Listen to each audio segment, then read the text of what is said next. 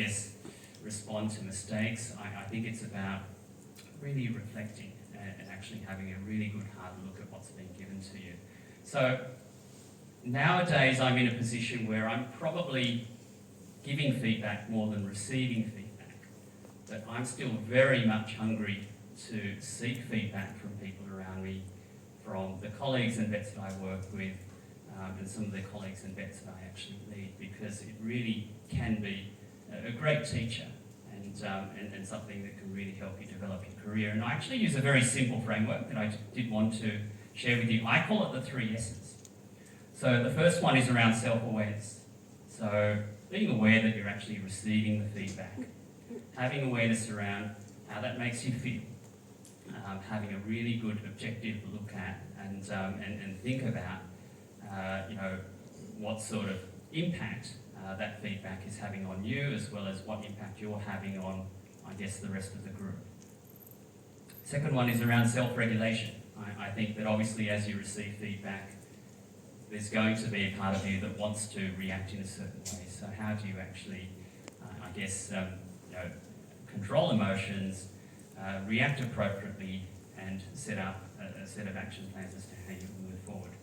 And the third one, self-reflection. So I think self-reflection is something that I do, probably not at the heat of the moment, but maybe at the end of the day or at night after I've had a chance to go home, relax, have a really good objective, think about the situation, and go through, the same process of what have I learned, what can I do differently, and how am I going to move forward. And I still am actually quite thankful to the vet that gave me that feedback, because I think the other challenge is going to be that there's going to be a lot of other people that will give you feedback in more subtle ways. So I think if you actually have vets or mentors that will actually want to sit down and talk to you, that's actually a gift. So if someone actually offers that to you, make sure you do take it and take it forward. Insight number 3. So, okay, here we go. So we've got some photos here. I want to see if anyone can actually guess what this may be about. So what can you see? We've got an ultrasound machine. It could be that ultrasound machines are pretty expensive, so you probably wouldn't want to be mucking around with that probe while you're on clinical rotations and drop it, because I think any clinic owner will be very upset. But that's not it. Got a French Bulldog? Anyone have French Bulldogs here? Oh, that's impressive. Okay. I used to have a pug, and the fellow vets would never let me forget about that. So, but it's not about the French Bulldog. So maybe it's about this photo down here. So what do you think about that one? Maybe the insight is when you're on clinical rotations, if you're stuck with a really critical case, do you ring Dr. Duana? Do you ring Dr. Liam? Dr. Toby? Actually, you're all going to go into clinics in Hong Kong. That actually wouldn't be bad for business. So if you did that, I'd be pretty happy. But what it's about is this, and this is probably the most important insight that I'm going to give you tonight, and that is, it's actually going to be the nurses and technicians that will teach you just as much as the vets, if not more.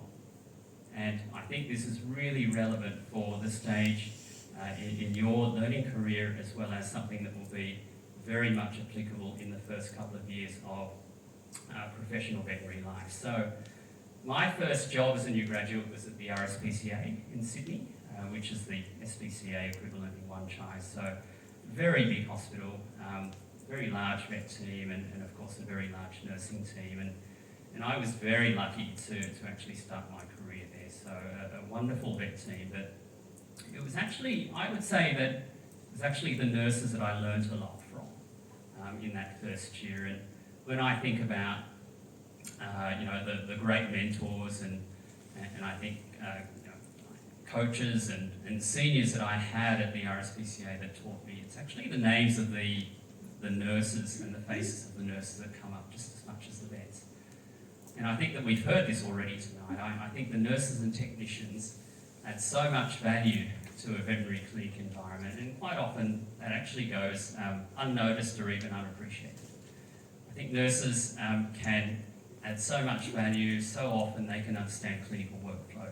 They're excellent communicators, and they will usually be able to provide the vets with, the things that they need, and quite often they'll do it ahead of time. And I think there's a lot that you can actually learn by watching the nurses and technicians in action, asking them questions, and really trying to actually model some of the behaviour that you will see from the technicians when you do get out into clinics over the next 12 months.